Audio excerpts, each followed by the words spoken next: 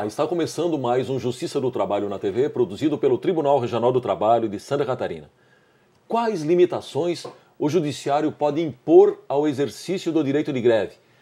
Hoje vamos continuar discutindo um tipo de decisão que costuma gerar polêmica na Justiça do Trabalho. São os interditos proibitórios, utilizados pelas empresas para impedir manifestações de grevistas na entrada de seus estabelecimentos.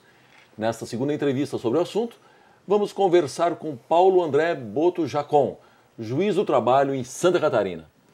Luiz Paulo, seja bem-vindo ao nosso programa para tratar, como nós já dissemos na abertura, a segunda pessoa, o segundo juiz que vem aqui falar sobre esse tema interdito proibitório, justamente porque as visões aí não são totalmente homogêneas a respeito do assunto. Eu gostaria de começar a entrevista perguntando aí para o senhor qual é o conceito de interdito proibitório, bem didaticamente, se possível. Ok. Para discutir o interdito proibitório, inicialmente nós temos que entender o que é o possuidor.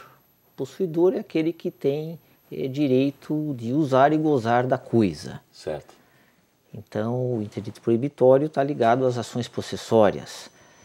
Para defesa dessa posse, há alguns mecanismos processuais.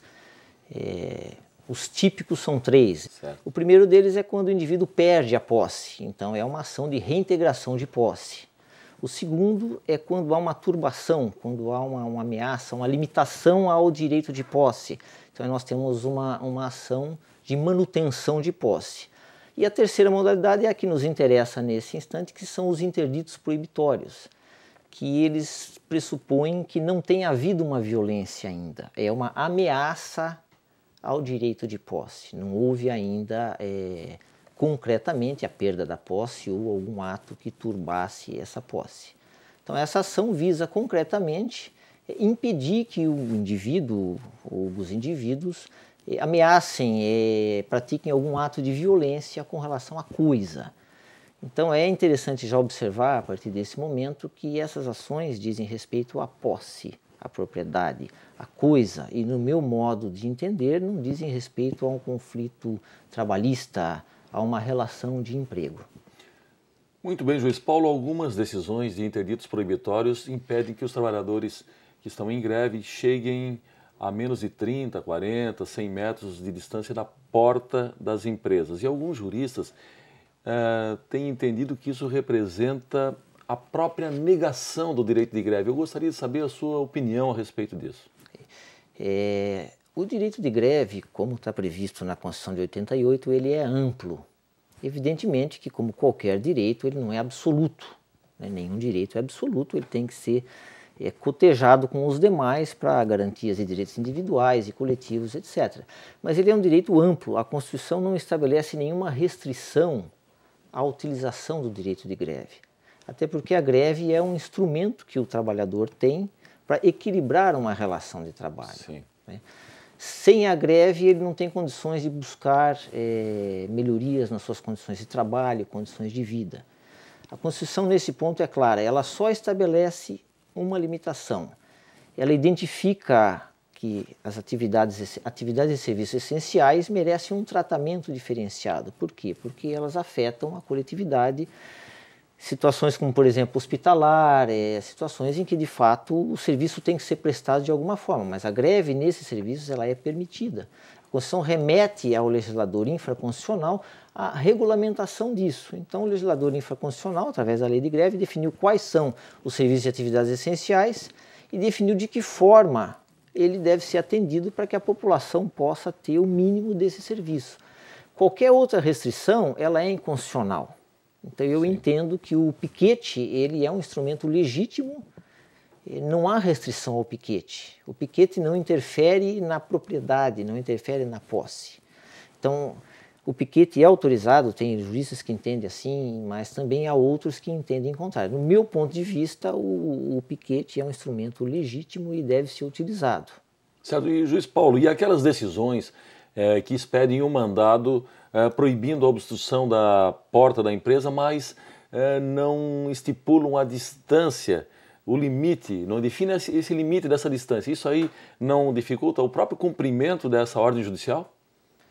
Eu particularmente entendo que, em princípio, uma decisão ela é clara e ela tem um conteúdo certo, né? A não ser que haja algum defeito que tem que ser corrigido.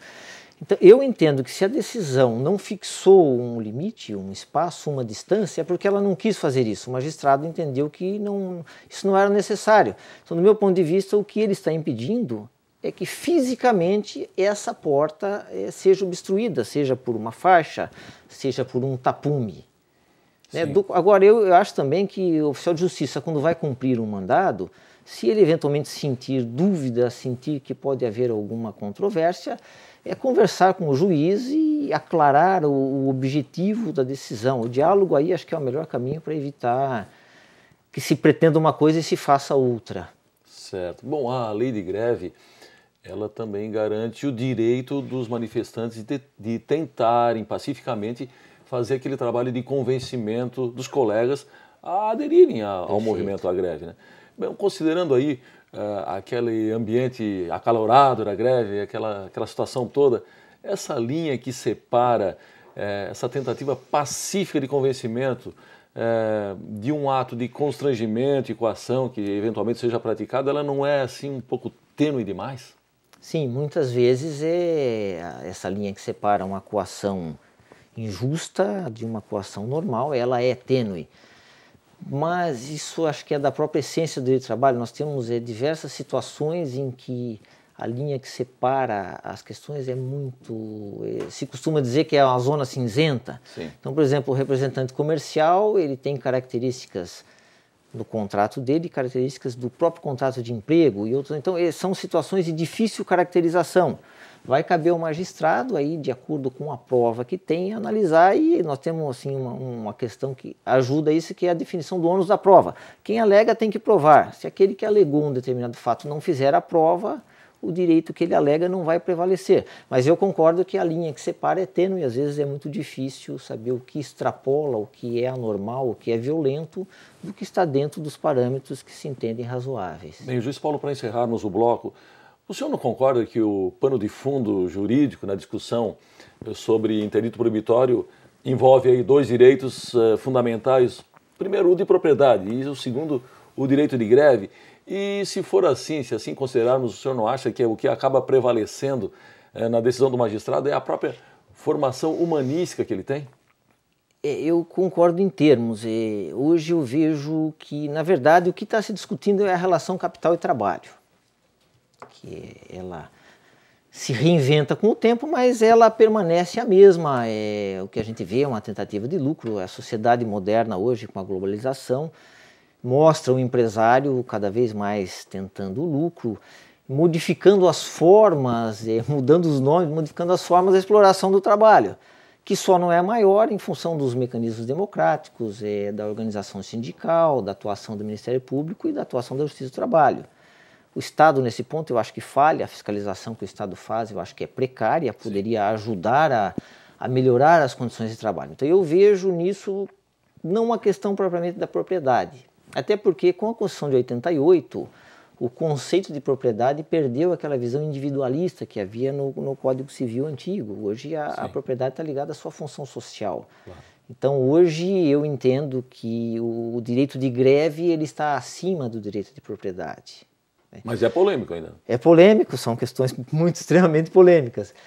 O que eu vejo é que determinada classe empresarial, determinados segmentos empregadores, precisa de uma tese, de um argumento, de um mecanismo para impedir a greve. E o mecanismo foi o direito de propriedade.